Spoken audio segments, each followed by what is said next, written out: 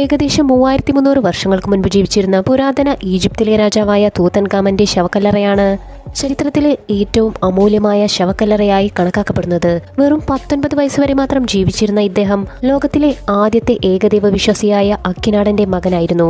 1922 ഇദ്ദേഹത്തിന്റെ ശവകുടീരം ഗവേഷകർ ആദ്യമായി കണ്ടെത്തുന്നത്. 3 ശവപ്പെട്ടികളിലായി അടക്കം ചെയ്ത നിലയിലായിരുന്നു അദ്ദേഹത്തിന്റെ മൃതദേഹം.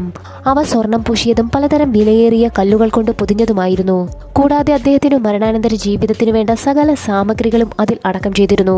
ചെയർ, കൗച്ചുകൾ, വസ്ത്രങ്ങൾ, സ്വർണ്ണ ചെരുപ്പുകൾ, മരണാനന്തരം അദ്ദേഹത്തിന് യാത്ര ചെയ്യാനായി നിരവധി ബോട്ടുകളുടെ മാതൃകകൾ, അദ്ദേഹത്തിന് കഴിക്കാനായി ഗോതമ്പ്, ബാർലി, ഹണി, ഡേറ്റ്സ്, വൈൻ തുടങ്ങി ഒട്ടനവധി ഭക്ഷ്യവസ്തുക്കൾക്കൊപ്പം മമ്മിഫൈ ചെയ്ത മാംസ്യങ്ങളുമുണ്ടായിരുന്നു.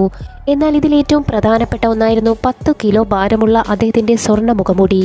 കൂടാതെ സ്വർണം കൊണ്ടും വെള്ളി കൊണ്ടും രത്നം കൊണ്ടും പൊതിഞ്ഞ അദ്ദേഹത്തിന്റെ സിംഹാസനവും മറ്റൊരു പ്രത്യേകതയായിരുന്നു.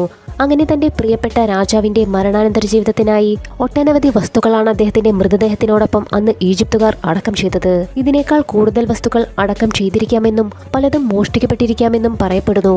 എന്തായാലും നിലവിൽ ലോകത്തിലെ ഏറ്റവും അമൂല്യമായ ശവകുടീരമായി ഇത് ഇന്നും അറിയപ്പെടുന്നു.